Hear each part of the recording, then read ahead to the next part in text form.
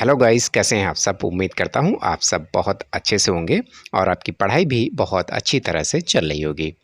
तो साथियों, आज हम जो पढ़ने वाले हैं वो टॉपिक हमारा रहेगा मेरुरज्जु और प्रतिवर्ती क्रियाएं। चूँकि इसके पहले आपने पढ़ा था केंद्रीय तंत्रिका तंत्र में, आपने मस्तिष्क के बारे में जाना था और मस्तिष्क किन किन पार्टों से मिलकर के बना होता है, जैसे कि कितने भाग होते हैं इसके, अग्र मस्तिष्क, मध्य मस्तिष्क, पश्चिम मस्तिष्क, और इनके कार्यों के बारे में भी आपने हमारे पिछले वीडियो में जाना था। जिन लोगों ने अभी हमारा पिछला वीडियो नहीं देखा है वो लोग हमारी प्लेलिस्ट में जा कर के हमारा पिछला वीडियो देख सकते हैं। और आज हम बात करेंगे मेरुरज्जु की, ठीक है, और मेरुरज्जु और साथ ही साथ प्रतिवर्ती क्रियाओं की।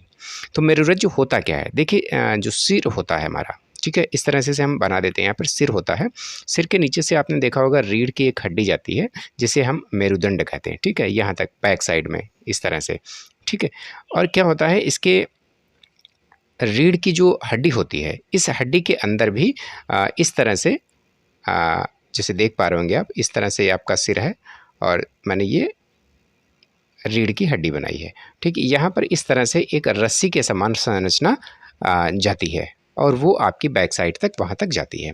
तो रीढ़ की हड्डी में जो ये रस्सी के समान जो संरचना होती है, यही आपका क्या होता है, मेरुरज्जु होता है। चूँकि हड्डी क्या है, उसको सपोर्ट देती है और उसके अंदर एक द्रव भरा रहता है, तरल पदार्थ भरा रहता है, जिसको हम धूसर द्रव्य कहते हैं। क्या कहते हैं? धूसर द्रव्य कहते हैं, जिसको इसकी आकृति जो होती है वो हमारी एच के प्रकार की होती है। जो इंग्लिश का अक्षर होता है आपका एच, उसके प्रकार की आकृति इसकी होती है, किसकी? धूसर द्रव्य की, ठीक है।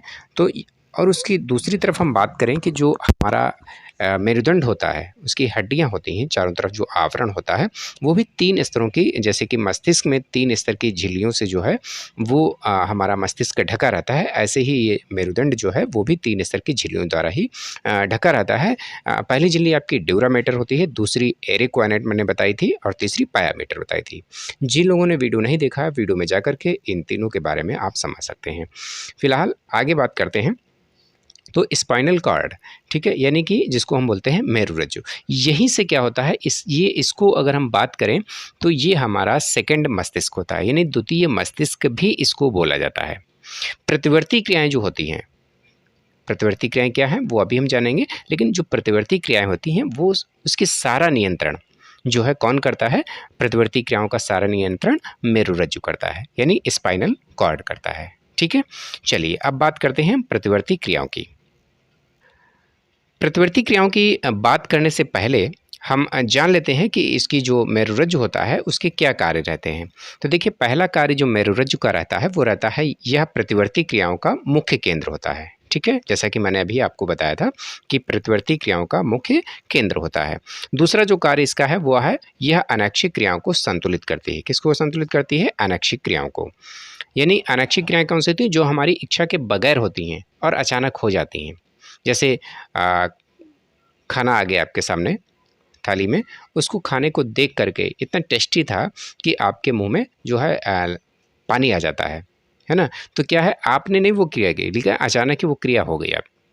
आप जा रहे हैं, अचानक पैर जो है, पैर में कांटा चुभ जाता है, तो क्या करेंगे, आप पैर को हटा लेते हैं अचानक, ठीक है।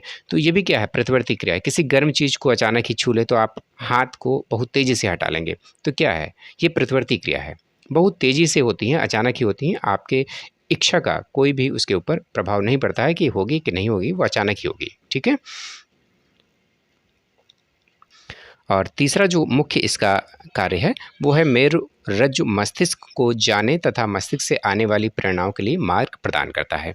यानी जो भी ये सूचनाएं, जो भी प्रतिवर्ती क्रियाएं मैंने आपको बताई हैं, सारी प्रतिवर्ती क्रियाएं जो है वो कहाँ से होकर के जाएंगी, इसके लिए मार्ग कौन सा होता है? इसके लिए मार्ग यही होता है कि मेरुरज्जु से होकर के ही वो मस्तिष्क तक पहुँचती हैं। लेकिन सबसे पहले आपका जो संबंधित अंग होता है वो जो मेरुरज्जु होता है वही तुरंत उस कार्य को करा देता है। क्योंकि जैसे आपका हाथ जो है गर्म तवे पर पड़ गया, तो क्या है, हाथ को आप अचानक हटा लेंगे तो मस्तिष्क तक सूचना बाद में जाएगी, लेकिन पहले ही स्पाइनल कार्ड जो है वो इस प्रतिवर्ती क्रिया को अंजाम दे देता है, आप हाथ को हटा लेते हैं, ठीक है। तो इस तरह से सबसे पहले ये कार्य संपन्न होता है। अब बात करते हैं प्रतिवर्ती क्रिया की। चलिए प्रतिवर्ती क्रिया को देख लेते हैं।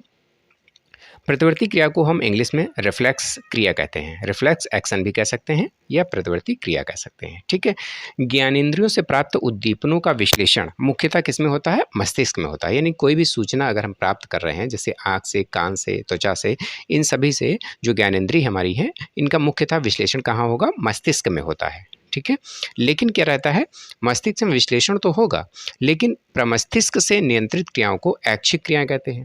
जब वो विश्लेषण वहाँ पे होगा, अगर उसके माध्यम से कोई कार्य हो रहा है, हमारी इच्छा के अनुसार हो रहा है, तो क्या होगा, उनको हम ऐच्छिक क्रियाएं कहेंगे, जो हमारी इच्छा के अनुसार कार्य करेंगी। लेकिन कुछ ऐसी क्रियाएं भी होती हैं, परंतु बाह्य उद्दीपनों के प्रति बहुत सी क्रियाएं मस्तिष्क के सहयोग के बिना भी होती हैं, यानी जिसमें मस्तिष्क का कोई भी यहाँ पे रोल नहीं होता है, मस्तिष्क के बिना भी हो जाती हैं।